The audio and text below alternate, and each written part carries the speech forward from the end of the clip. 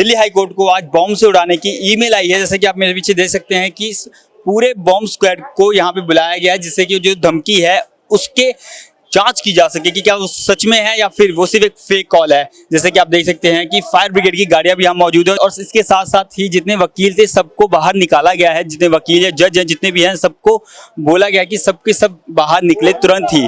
और जैसे कि आप देख सकते हैं मेरे पीछे कि यहाँ पे पुलिस और आर्मी भी यहाँ पे मौजूद है, जिससे कि उनके द्वारा पूरी जाँच की जा सकती है। अभी हमें 11 बजे के राउंड इन्फॉर्मेशन मिलती है कि क्या कहते हैं कोर्ट में कुछ थ्रेट है, फिर पता चलता है कि ईमेल रिसीव हुआ है। तभी के तभी हमने इवैक्यूएशन स्टार्ट करा दी और बॉम्ब स्क्वाड्स आ गए हैं और सैनिटाइजेशन प्रोसेस चल रही है कोर्ट रूम में। तो ये जो जब इन्फॉर्मेशन फैलाई गई उस वक्त कितने वकील हैं, कितने लोग अंदर मौजूद थे? उस टाइम तो पूरी क्वांटिटी में काफी लोग मौजूद थे उस टाइम पे। फिर हमने पूरा एक एक कोर्ट रूम में जाके हमने पूरा ढंग से इवैक्यूएशन करवाया, इन्फॉर्म करा, जजेस भी कोर्ट रूम से चले गए। जितनी भी तीनों बिल्डिंग्स है, कोशिश ये की जा रही है कि जल्दी से जल्दी तीनों के अंदर जो बॉम्ब स्क्वाड है वो अपना काम खत्म कर ले। तो जो थ्रेट है, बिकॉज एडवोकेट्स के चेम्बर्स भी यहीं पर ही है, तो हमारे लगभग 2,500-3 हज़ार एडवोकेट्स हर समय अंदर मौजूद होते हैं। तो उस थ्रेट को देखते हुए वी आर वेटिंग कि हमें एक क्लियरेंस मिल जाए, ताकि हम भी बार एसोसिएशन की तरफ से फिर मैसेज निकाल दें कि जितनी भी सैनिटाइजेशन है वो हो गई है। और ये जो ईमेल है, it was a hoax email. ये जो कार्रवाई है, जो कोर्ट रूम की कार्रवाई है, क्या वो स्थगित कर दी गई या फिर वो शाम तक डिले किया गया, क्या है? देखिए, जिस समय ये आ गया था कॉल और जिस समय मैसेज आया, तो उस टाइम तो जजेस उठ गए थे। थोड़ी देर के लिए जो मैटर्स थे उन सबको एडजर्न कर दिया गया और कोर्ट ने कहा कि हम 2:30 पे 2:30 बजे जो है हम एक बार स्थिति देख के आकलन करके उसके बाद दोबारा बैठेंगे। तो तब तक के लिए जो है वो मैटर्स जो है स्थगित कर रखे हैं। कि सब लोग सेफ हैं। दिल्ली पुलिस और बाकी दमकल विभाग के सभी अधिकारी बहुत अच्छे से काम कर रहे हैं। बॉम्ब स्क्वाड भी ऑन टाइम अवेलेबल रहा। थोड़ा सा यहाँ पे हजारों की संख्या में वकील होते हैं, बहुत सारी गाड़ियाँ होती हैं, इसी तरीके से इसी चक्कर के चलते थोड़ी सी दिक्कतें आती हैं बड़ी गाड़ियों के आने जाने में। बाकी एज सच कोई डिले, कोई वॉलंटरी डिले, कोई ऑपरेशनल डिले किसी भी अधिकारी की तरफ से, किसी भी संविधान की तरफ से नहीं आया है। तो उस चीज़ के लेकर सबकी सराहना है।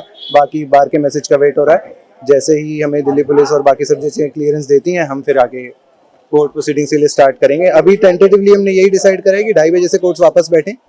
बाकी जैसे क्लियरेंस होती है, सैनिटाइजेशन पूरी होती है, उस हिसाब से आगे चलेगा। तो अभी ये जो बॉम्ब स्क्वाड है, उन्होंने जो लोग अंदर जा रहे हैं उनको परमिशन दे दी अंदर जाने की? अंदर जाने की नहीं, जहाँ पे काम चल रहा है बॉम्ब स्क्वाड जहाँ पे कर चुकी है, जैसे कि 3 में से 1 बिल्डिंग का काम हो चुका है, तो वहाँ पे लोग जा सकते हैं। पर एहतियात बरते जा रहे हैं। बाकी चैम्बर्स हैं वकीलों के, वो वहाँ तो जाएंगे ही। जिस वक्त ये इन्फॉर्मेशन दी गई थी उस वक्त आप लोग कहाँ थे? मतलब हम लोग कोर्ट रूम्स में थे, अपने अपने मैटर्स कर रहे थे। पहले जज साहब के पास मैसेज आया, वो उठ के गए। फिर बाकी वकीलों को इन्फॉर्म करा गया कि बिल्डिंग इवैक्यूएट करनी होगी, देयर इज अ थ्रेट। उस टाइम मैं कोर्ट में मौजूद था। हमारे को इनिशियली ये इन्फॉर्मेशन मिली गई थी कि एक मॉक ड्रिल हो रही है, लेकिन जब हम नीचे कैंटीन में आए तो न्यूज़ में हमने देखा कि एक बॉम्ब थ्रेट यहाँ पर मिला है दिल्ली हाई कोर्ट को मेल के जरिए, जो कि मुझे तो मेरी पर्सनल नॉलेज के हिसाब से मुझे लगता है कि ये एक फेक ईमेल होगा, वॉक्स ईमेल जिसको हम कहते हैं, वॉक्स कॉल जिसको हम कहते हैं, जो पहले स्कूल्स में भी आती है, ठीक है। और लेकिन फिर भी किसी की जान माल का नुकसान ना हो, सिक्योरिटी फोर्सेज तत्पर थी हमारी, प्रॉम्प्ट उन्होंने रिएक्ट करा इस सिचुएशन को। और जितने भी लोग थे, चाहे वो कोर्ट स्टाफ हो, लिटिगेंट्स हो, लॉयर्स हो, जजेस हो, उन सबको सेफली इवैक्यूएट कर दिया गया बाहर के लिए और पूरे एरिया को सैनिटाइज कर रहे हैं। वो चेकिंग जोरों शोरों पे अंदर चल रही है, बॉम्ब स्क्वाड अंदर है, ताकि कोई भी इस तरीके की घटना ना हो जो पहले भी 10-12 साल पहले हो चुकी है। तो इंश्योर कर रहे हैं हम सब लोगों की सेफ्टी, सिक्योरिटी को। और मुझे लगता है कि जल्दी शायद रिज्यूम भी हो जाएगा, क्योंकि इस तरीके का कुछ भी अभी तक नहीं मिला है। सर, एक चीज़ हमने देखी है, आजकल लगातार इस तरीके की धमकियां मिल रही हैं, चाहे वो स्कूल्स हों। अब जैसे बॉम्बे हाई कोर्ट को भी धमकी दी गई है, उसके बारे में क्या कहेंगे? देखिए, हमारी जो सिक्योरिटी एजेंसीज हैं वो बहुत ही मजबूत हैं। तो जो ये लोग हैं, इस तरीके के जो असामाजिक तत्व हैं, वो किसी घटना को अंजाम तो नहीं दे पाते। तो वो सोचते हैं कि जो सुचारू रूप से एडमिनिस्ट्रेशन जो चल रही है, जो कोर्ट्स फंक्शनिंग कर रही हैं, तो उनको किस तरीके से डिस्टर्ब किया जाए। तो बस ये उनकी एक शरारत ही है, मैं यही कहूँगा, ठीक है। लेकिन जल्दी मैं ये भी एक्सपेक्ट करूँगा कि जो भी लोग इन सबके पीछे हैं उनको पकड़ा जाए, तो ताकि जो न्यायिक व्यवस्था है उसको अस्त व्यस्त ना करा जाए।